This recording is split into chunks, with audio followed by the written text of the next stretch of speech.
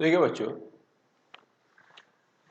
आज class 10th science में हमारा टॉपिक है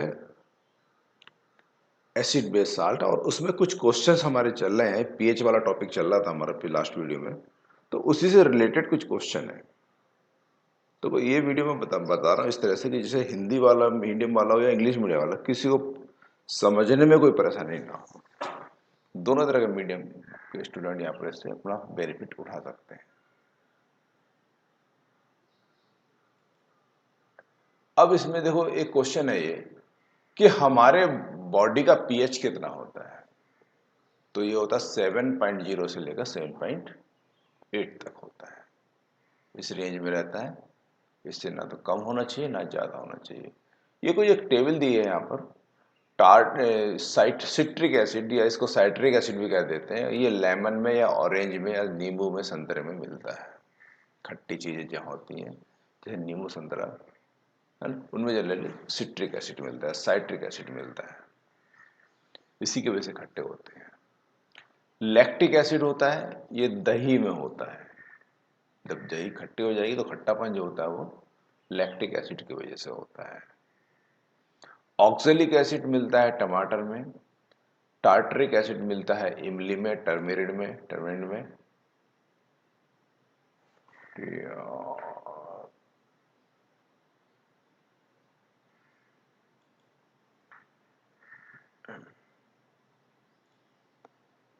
और एसिटिक एसिड मिलता है सिरके में या विनेगर में।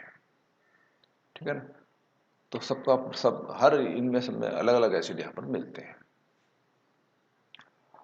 एक क्वेश्चन और इसके बाद हम बताते हैं यहाँ पर आपको कि जब देखो जैसे कोई चींटी काटती है तो जलन होती है, या मधुमक्खी काटेगी तो बहुत ज़्यादा इरिटेशन होती है। तो उसका रीजन क्या है? तो उसका रीजन ये है कि देखो, जब भी हनी बी या मधुमक्खी या कोई आंट, लाल वाली जो चींटी होती है, वो अगर हमको हमारी स्किन में डंक मारती है, ठीक है ना, काटती है वो, तो क्या होता है, तो वो एक एसिड हमारी स्किन के अंदर रिलीज करती है। वो एसिड जो होता है वो हमारी स्किन में जलन या इरिटेशन पैदा करता है। ठीक है ना। अब एसिड को उदासीन कैसे करेंगे, न्यूट्रलाइज कैसे करेंगे? बेस से न्यूट्रलाइज करते हैं। तो कोई भी बेसिक सॉल्यूशन उस पर वो लगा देंगे तो हमारी जो इरिटेशन है या जलन है वो खत्म हो जाती है। बेसिक तो बेसिक कौन सा होगा? या तो बेकिंग सोडा हो सकता है, या लाइम हो सकता है, चूना हो सकता है, कोई भी छा या है ना, कोई भी माइल्ड बेस आप स्किन पर लगा सकते हो, तो आपको जस्ट एकदम से रिलीफ मिल जाएगा उसमें। तो एसिड को हमको न्यूट्रलाइज करना होता है, मेन बात उसकी ये होती है। ठीक है ना। तो बेकिंग सोडा आसानी से मिल जाता है, चूना आसानी से मिल जाता है। तो इनको आपस में आप लगा दीजिए, बेकिंग सोडा हो बेकिंग पाउडर हो, तो एकदम से इजीली रिलीफ मिल जाता है। एक हमारा ये क्वेश्चन है कि रीजन ऑफ टूथ डिके, दांत खराब क्यों होते हैं? अब देखिए, दांत खराब होने का मेन रीजन क्या है? तो जब भी दांत खराब होंगे तो उसका मेन रीजन क्या होगा भाई, बोलिए।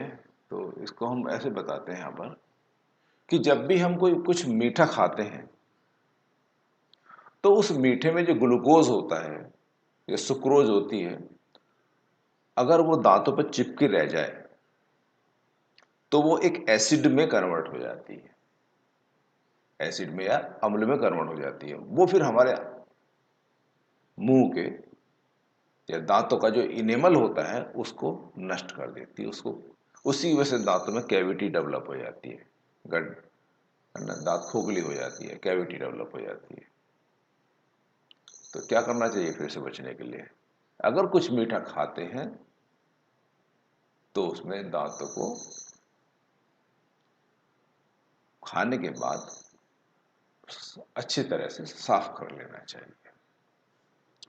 ठीक है ना। तो इस तरह से जब अब आप देखिए देखो, दांतों का जो इनेमल होता है वो खराब होता है।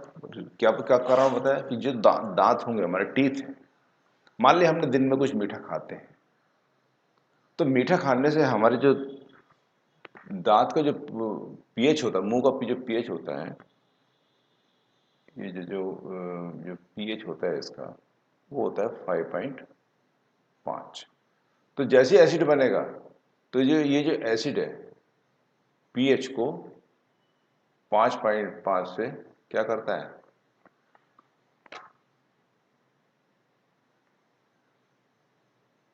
कम। तो पीएच जो होता है वो 5.5 से कम हो जाता है। ठीक है ना, जिससे टूथ का जो इनेमल होता है वो खराब हो जाता है, उसकी वजह से दांतों में कैविटी या दांत खोखले, दांत खोखले हो जाते हैं और वो खराब हो जाते हैं। तो इससे बचने के लिए आपको मीठा खाने के बाद उसको तुरंत ब्रश से साफ कर देना चाहिए, या पेस्ट से साफ कर, टूथ पेस्ट से साफ कर देना चाहिए, किसी भी तरह से उसको साफ करना है कि वो मीठा वो चिपका ना रहे। या तो मीठा खाओ मत, और खाओ तो वो साफ कर दीजिए। क्लियर?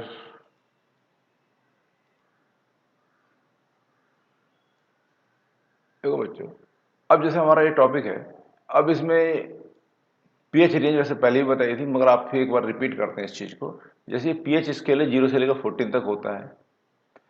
अगर मान लीजिए यहाँ पर ये 7 है, तो हमारा सॉल्यूशन न्यूट्रल या उदासीन होगा। 7 से 14 तक है तो बेसिक होता है, और 7 से कम होता है तो एसिडिक होता है। मगर एसिड भी तो दो तरह के होते हैं, स्ट्रॉन्ग एंड वीक। बेस भी दो तरह के होते हैं, स्ट्रॉन्ग एंड वीक। तो क्वेश्चन एक एनसीईआरटी का है जिसमें पीएच दे रखे हैं और पूछा है कि वो किस तरह के सॉल्यूशन होंगे। अब जैसे ये जो क्वेश्चन है यहाँ पर, इसमें क्या लिखा है कि पीएच 1 है, तो वो कैसा सॉल्यूशन होगा। अब टेबल हमको दिखाई दे रहा है कि वो स्ट्रॉन्ग एसिड की तरफ दिख रहा है, तो यानी कि उस पर आप क्या लिखेंगे यहाँ पर। तो जैसे वो आपको क्वेश्चन दिखाई देते हैं, यहाँ पर क्या लिखते हैं, स्ट्रॉन्ग, वो एसिड हो गया, यानी प्रबल अम्ल हो गया। अगर 4 दिख रहा है, तो अगर 4 है तब क्या करेंगे, तो वो वीक एसिड हो जाएगा, क्योंकि देखो 4 तक है ना, दिखाई दे रहा होगा, ये हमारा वीक तो है बट ये एसिड है। ये 11 है, अब 11 देखो स्ट्रॉन्ग बेस की तरफ आ रहा है, ध्यान से देखिए।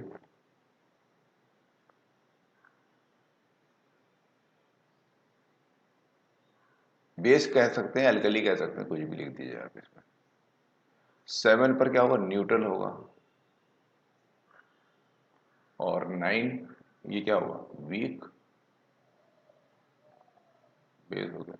तो इस तरह का क्वेश्चन है कि, तो उसके लिए आपको स्केल पता होना चाहिए, उसके बेस पर आप इसको आइडेंटिफाई कर सकते हैं, पहचान सकते हैं।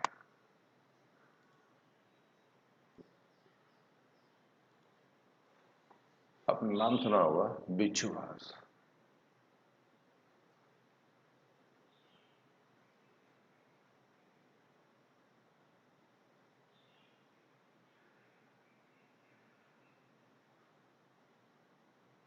बिच्छू घास होती है एक, या कहते हैं इसको नेटल लीव, दूसरा नाम होता है इसको।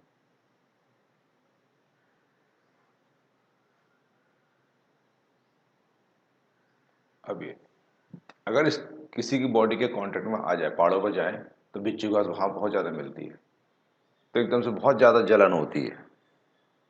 क्यों? रीजन क्या है, क्योंकि इसके अंदर मिथ फॉर्मिक एसिड होता है। तो फॉर्मिक एसिड बॉडी के अंदर चला जाता है, तो उससे बचने के लिए क्या करेंगे,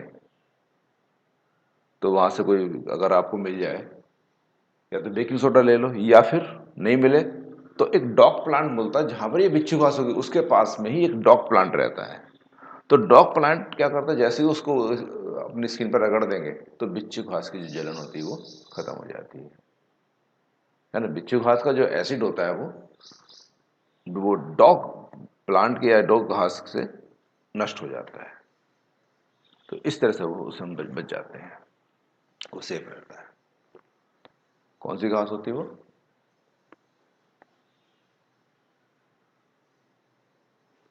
डॉग घास, डॉग प्लांट।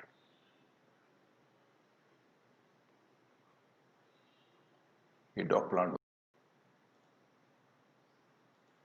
अब ये देखो, जब हम ये हमारे हमको काटेगा, ये जैसे बिस्सू काट, ये हमारी स्किन में को टच करने पर एसिड बॉडी में पहुंचता है।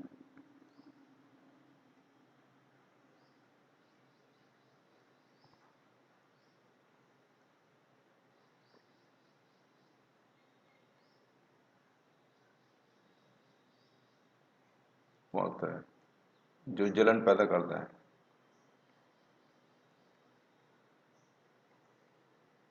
अब इसकी जलन को कैसे शांत करोगे? तो उसके लिए क्या करेंगे, ये जो दिखाई दे रहा है, इसका को